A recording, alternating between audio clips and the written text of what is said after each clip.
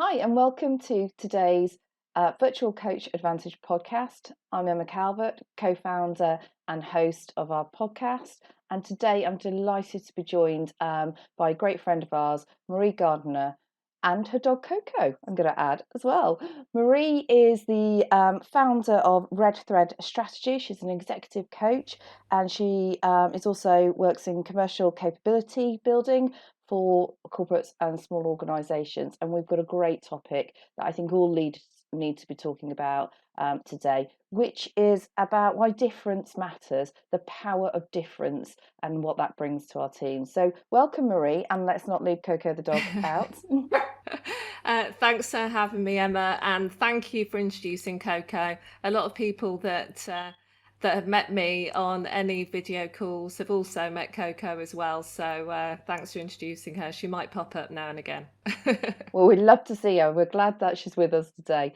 So, look, Marie, this is a really, really hot topic right now, and one that I know in my coaching, I've been talking to a lot of leaders about. And it's not just from a kind of a team and a corporate perspective that the power of difference is really important, but we have been having a lot of debates in our society, more recently about it as well. So I just want to sort of, bring you in maybe on that angle first, as to sort of, why now, and why as a society we're talking about it, and therefore why does it matter in our teams as well?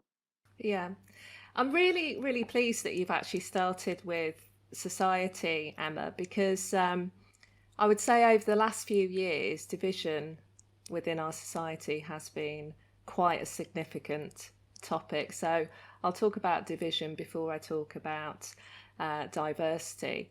And this is just my view. I think the world that we're growing up in now, where we've got social media and we've got algorithms where you're fed information that aligns with your thinking, is producing a society where what you see is reinforcing your views. And we saw when Brexit happened, when the vote happened, that suddenly overnight we suddenly seemed to become this really divided country, which existed before, but it was more noticeable than ever, because people were arguing online.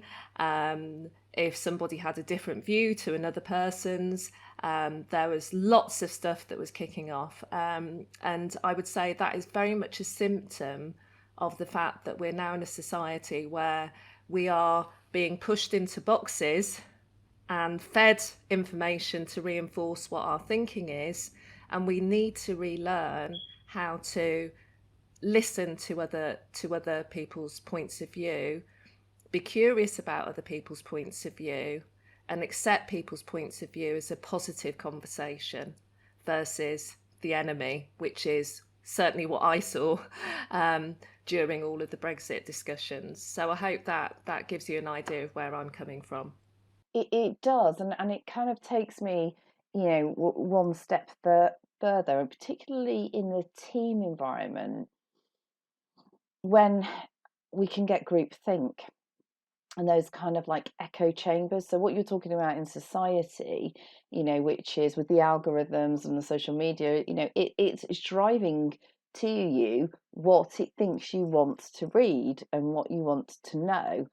And I'm wondering how, as leaders, in a team environment, we try to kind of break down that group think, and introduce different things, so we don't create these echo chambers. So we are kind of not just from an inclusive perspective, but it's going to help us get better results, isn't it?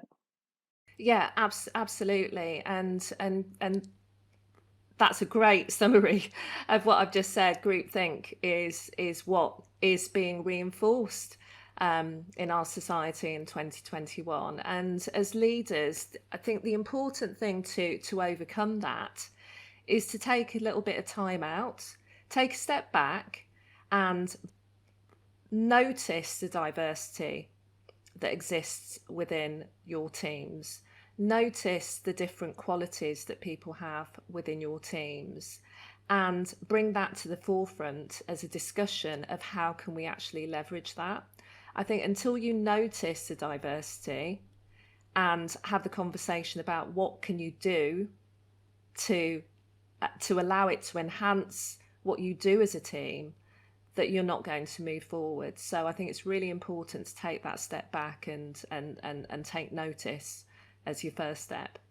I really love that idea. And, it's something, at Springboard we do in our own team as well. And I think what we've noticed is that often we can be quite reflective as a team.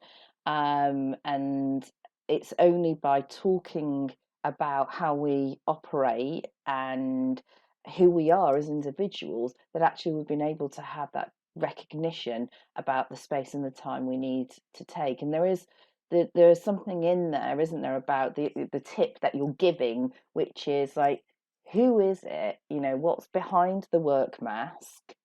Who is coming to work? Because we all bring our whole selves to work, don't we? Although someone recently told me they hate that word or that phrase. In order for us, though, to understand how we can be inclusive and how we can get the best thinking to the table, even if you and I disagree. Yeah, absolutely. And it's about going beyond the physical.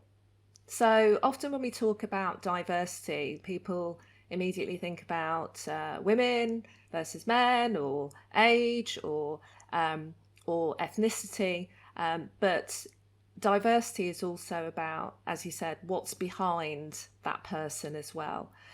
How do they think? How do they make decisions? How do they solve problems? And we've all got different approaches to doing that. You have some people that will be very detailed and very analytical. You'll have some people that are beautifully creative. I like being creative. You have people who like to just get to the line quickly. And you have people who like to actually discuss it as a team and see what else we can come up with. None of them are wrong. But as a collective, when you bring all of those different types of thinking together and you recognise the strengths that they all bring, that's when, as a collective, you can be stronger. And let's talk about, when we get to that point in teams, then, we've hopefully created what you and I as coaches talk about as psychological safety. It's a safe environment, it's a trusted environment. And then we sort of have that strong team. What are the conditions to have healthy conflict? That's a really, really great question, Emma. And I would say healthy conflict is challenge in teams. When you're working with people day in, day out, the natural instinct is that you don't want to have conflict. And that word conflict has a negative connotation already as I'm saying it out loud.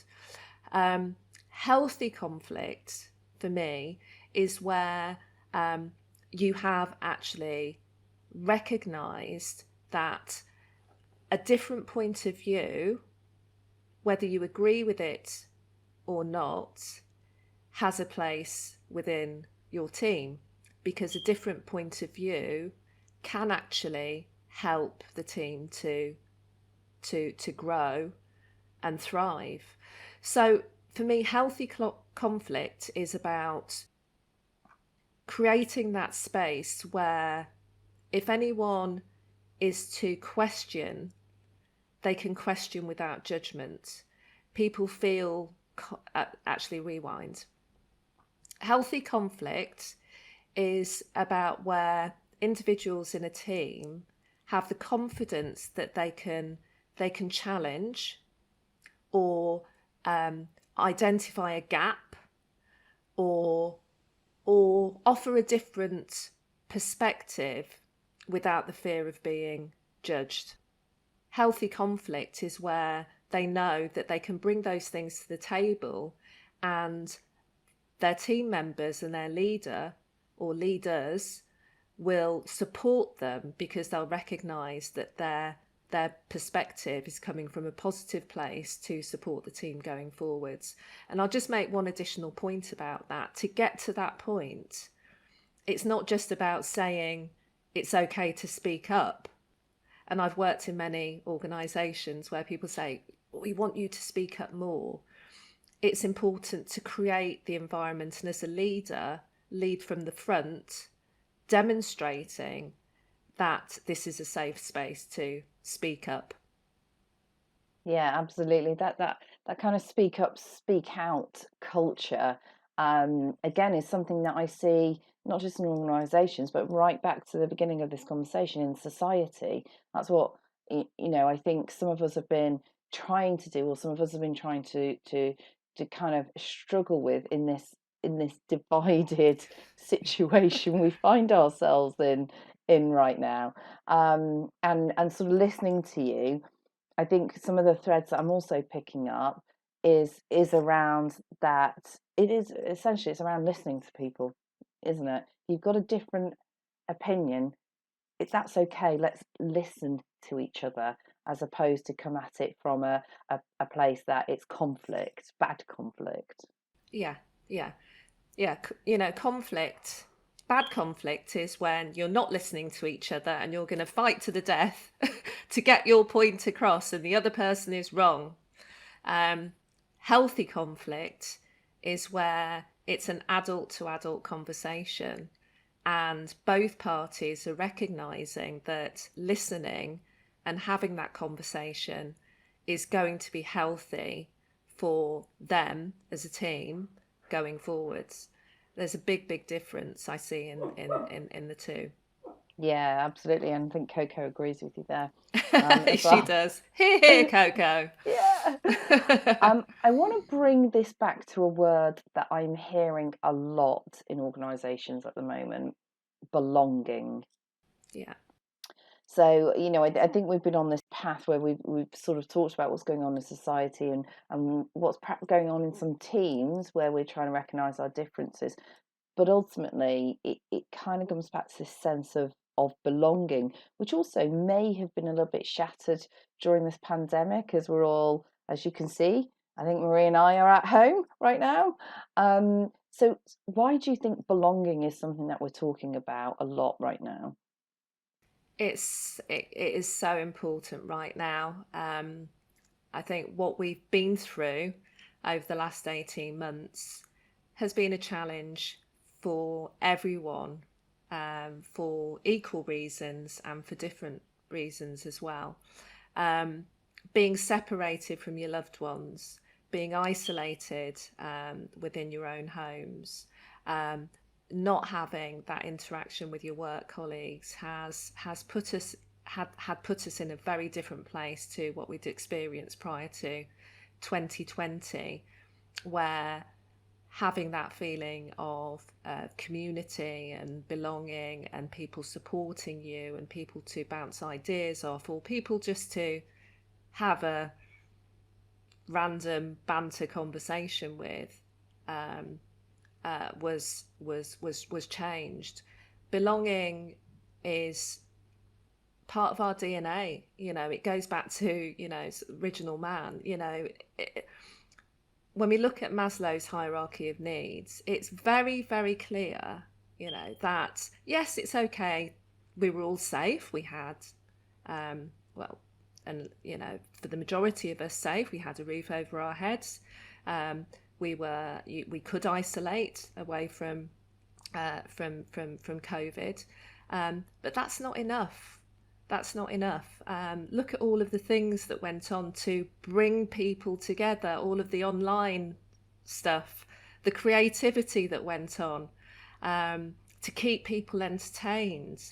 All of that was really important, because having a sense of belonging is part of our DNA. Without that, there's that jigsaw piece missing for us as human beings. to feel fulfilled. So belonging is so important, and the pandemic has been a fantastic reminder and wake-up call of the importance. I'm really interested in it, if we tie it back to some of what we were talking about earlier, people's different personalities, people's different styles, people's different qualities, and how they are so powerful in a team. Is there a difference, do you think, in how people maybe who are a bit more introverted versus extroverted approach something like belonging, and how, as a leader, can we make sure that everybody, no matter which perspective they're coming from, or which style they've got, or which experience they come from, or which demographic they come from, that they do feel like they belong? Absolutely, Emma.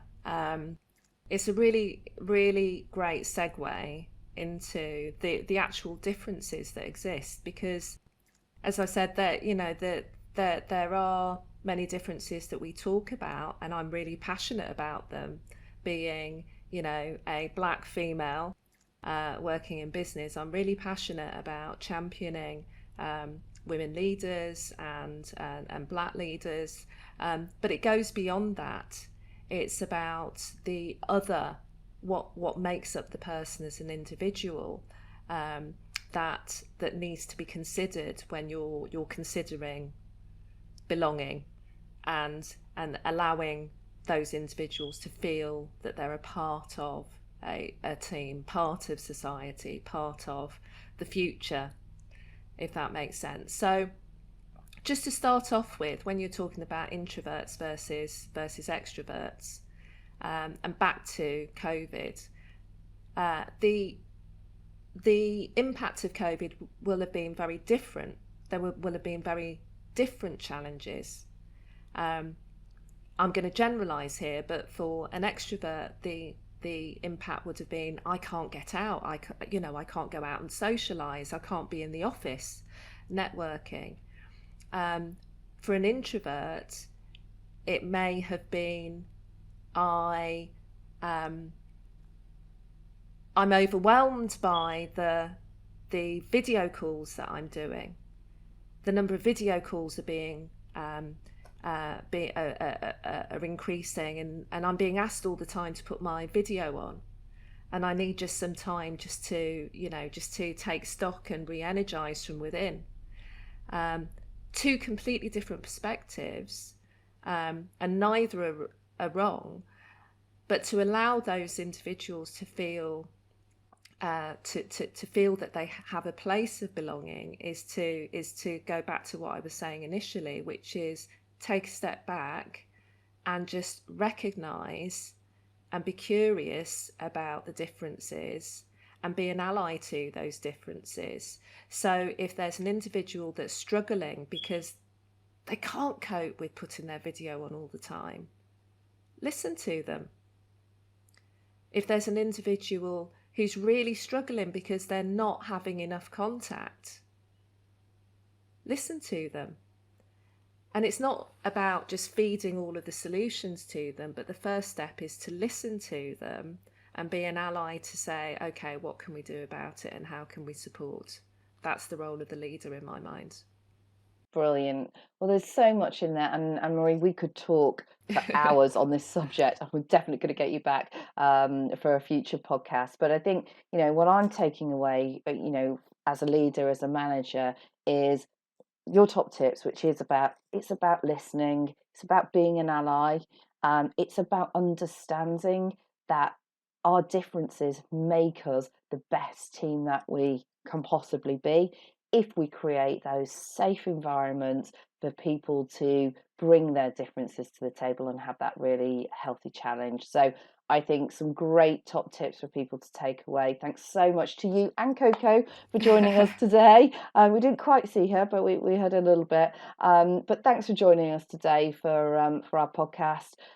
We've really enjoyed being your coach, and we hope that you'll join us again soon on the Virtual Coach Advantage. We'd love to hear your feedback, any comments you've got, or even requests for topics. So please do get in touch. You can reach us on our website, which is springboardfuture.com. Follow us on our LinkedIn or Twitter pages. Thanks for joining the Virtual Coach Advantage podcast. We hope to coach you again soon.